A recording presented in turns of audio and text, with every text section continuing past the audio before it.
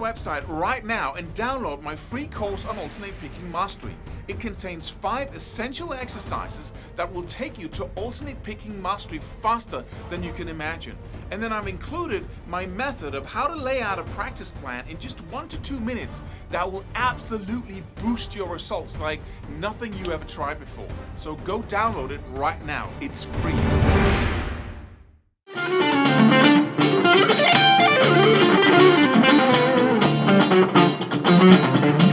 Hey, how can you practice more? How can you in 2 minutes do stuff that will make you practice 25% more? So, why practice 25% more or 50 or, double your practice time? Because when you double that today, it compounds. That's the cool thing. If you become a little better each day, it's just amazing what that does to your progress. But most of us see it as a heroic effort of practicing like crazy, for an extended period of time, which few people can do or nobody can do. But you can practice a lot with a lot of intensity for shorter periods of time, and then you can focus on making sure that you compound your development every single day. So you can make 2, 4, 8, 16, 32. It might not feel like that in the beginning, but as you compound every single little incremental effort and incremental improvement of what you do, it's just amazing what happens when you reach the end of that hockey stick development and it explodes through the roof. So let's discuss how we can practice that more, to get even more out of our practice time and our days. And that's easy because every single day you are surrounded with cues that make you do stuff. And we don't think about that when we think about guitar practicing. It's like, you can be driving in your car and suddenly you feel that, or you smell that cinnamon, right? Cinnamon comes and you just feel an urge to eat a cinnamon. Or just, whatever you think it is that smells like cinnamon.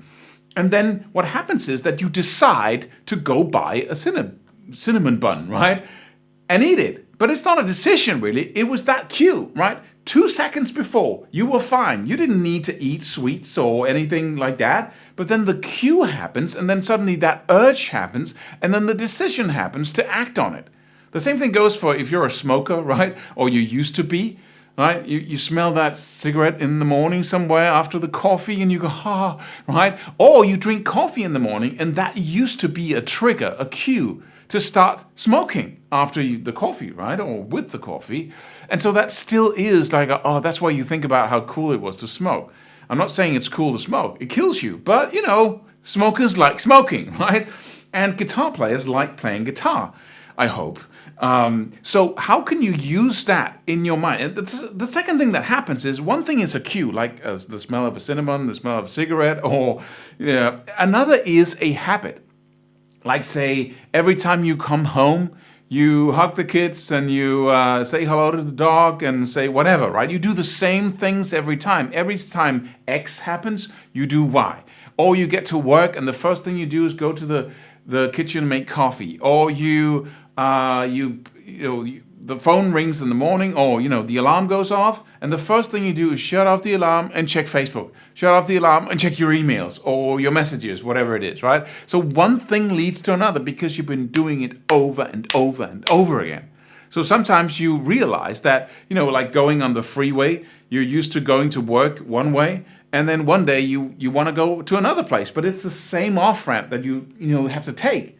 So you just go down to the freeway and then you start driving and suddenly you realize that you've just gone to work and you should have been somewhere else, right? But that's an inbuilt habit. In the car, down the off-ramp, then you got to, and then suddenly you realize that you were running a pattern, and those patterns can be exploited. How do we do that? Well, first of all, we make sure that we have cues like smells, tastes, sounds, right? We make sure that you got your favorite inspirational music in your car of your favorite band. You make sure that you have the right desktop background on your computer or on your phone that inspires you. And the second you get used to it and it's not there anymore, you don't see it, you replace it with something else that inspires you, right? Maybe the guitar you want in the future, right? And you make sure that your guitar is right next to the TV. So whenever you sit your butt down in the night, I might as well practice with no sound on my electric guitar, right? Or you make sure that you have a junior guitar in your car because maybe you're a salesperson, you go around and do meetings, and in between you can just practice a little bit. But you won't practice a little bit if you don't have a guitar nearby, right? So you place cues all around you. Instead of having all that stuff in a room where you can go in and then start practicing, make sure it's everywhere, right? And then, so you practice whenever you can. And it seems like such a simple thing, but it will mean a ton to your development if you are willing to do that. You might have some resistance from people you live with or whatever. Why do we have guitars everywhere? Why do we need to, But don't hide it. It's part of you. It should be everywhere in your life. Secondly, that's the cues, right? That gives you an urge to touch the guitar, pick it up and start playing. That's the cues. But then we can develop habits as well. You could say, okay, for 30 days, what I do, first thing I get out of bed is start practicing for 1 minute. The first thing I start doing once I get home, said hello to the wife, spouse, whatever, if you have one, and the kids, if you have some, then I go practice for 1 minute. Once, dinner is over, I go practice for 1 minute. Once I get, I want to go to bed, I go practice for 1 minute. So you just put those cues in there in the form of habits, right? That will mean, your practice regimen will explode by doing that. Well, that's 4 minutes, Claus. Yes, but the act of making that habit, that's a pattern within you. Like any other thing you do, it follows another thing. Well, you get into your car, you put on your seatbelt, preferably, hopefully, and then you start the car, right? It's like you sit down on the seat, it's like a pattern. Everything is a pattern. We think we make thousands of decisions every day. Oh, then no, you didn't decide to do anything. The cue was there. You felt an urge to do it, and then you did it. Without the cue, you wouldn't have done it, right? So make sure you got cues, like stuff around you that makes you want to practice, and then make sure that you have habits, that you build them in purposefully. And how do you do that? Well, you make sure you can't forget.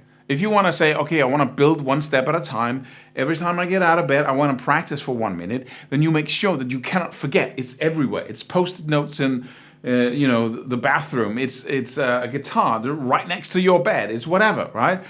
And then, make sure that you do that, 100 times, 90 times, however long it takes for you to get out of bed with no cues around you. And just the getting out of bed is a cue to start practicing. So you get out of bed, the cue is there, you sat up, and then you get an automated urge to start practicing. And you might say, oh, that's not necessary, Claus. This is the most amazing thing to do for yourself if you want to really make progress on this instrument. Because that 20, 25, 50, maybe will double your practice time, and put it in more times during the day. It will make it more important in the brain if you constantly touch that instrument. Instead of just spending half an hour and 8 hours work, 8 hours of sleep, and then just a little bit of time on the guitar, it'll just put it in everywhere and raise the awareness, raise the level of importance in your brain, and thereby also the resources that the brain allocates for learning and for making those patterns that you practice stick in there. So this is important. And how long does it take you to make sure there are cues everywhere? On your phone, on your desktop, on your TV, around the living room. A couple of minutes, right? Find a cool picture, put it in there, put your guitar there, the other one there, right? How long does it take, right? Those are the cues. Then the habits. Okay, what do I want to do? How can I build in more habits? One step at a time. Make sure I don't forget. Do it over and over and over again for 90 days or a month or whatever, how long it takes for you to be automated to practice whenever you do something else, right? This is really a good idea to act on right now. Before this video stops, pause it and just start acting on it right now. Now, right? Don't wait. Don't watch another YouTube video and then not act on it. If you feel just the least amount of inspired now, please do something, because just 2 or 3 actions can just change how much you practice the next month, which will again lead you to do something else. That really worked, that stuff. So if you just act now, you get momentum, and then stuff starts happening. You cannot see how much you can get out of just 1 or 2 small actions right now that takes just under 1 minute, because the compound effect and what that inspires you to do in the future and so on. So acting now is crucial. Most people put it off.